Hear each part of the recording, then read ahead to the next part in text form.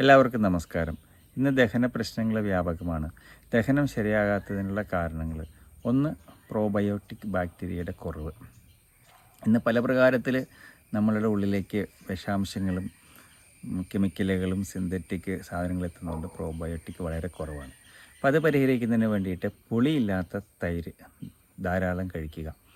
Sugar ഇല്ലാത്ത ആളാണെങ്കിൽ പുളിയില്ലാത്ത തൈരിൽ 1 സ്പൂൺ ശർക്കരപ്പൊടി, അതും കരിമ്പെണ്ണയിൽ നിന്ന് നേരിട്ടെടുക്കുന്ന ശർക്കരപ്പൊടി, മാലിന്യമില്ലാത്ത ശർക്കരപ്പൊടി ഇട്ട് ഒരു 20 മിനിറ്റ് വെച്ചിട്ട് ഒരു 11 മണിക്ക് സമയത്ത് കഴിക്കുക. അങ്ങനെ ആ പ്രശ്നം പരിഹരിക്കാം.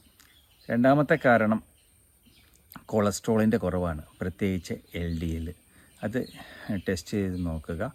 ആമാശയത്തിൽ ആവശ്യത്തിന് ഫാറ്റ് എത്തിക്കണം. അതിന് വേണ്ടിയിട്ട് വെണ്ണ, വെളിച്ചെണ്ണ ഒക്കെ ധാരാളം കഴിക്കുക. നെയ്യല്ല വേണ്ടത്, വെണ്ണയാണ് വേണ്ടത്. അവക്കാഡോ വെണ്ണയും കഴിക്കാം. മൂന്നാമത്തെ കാരണം അമീബിക് ഡിസെൻട്രിയാണ്.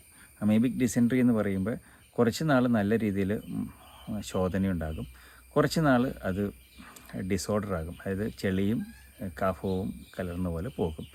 അങ്ങനെയുള്ളവർ കശുമാവിൻ്റെ ബ്രൗൺ തളിരില ഒരു പിടി എടുത്തിട്ട് അരയ്ക്കുക. നല്ലപോലെ അരച്ചിട്ട് പുളിയില്ലാത്ത തൈരിലല്ല, മോരിൽ ചേർത്തിട്ട് ഒരു അരമണിക്കൂർ വെക്കുക.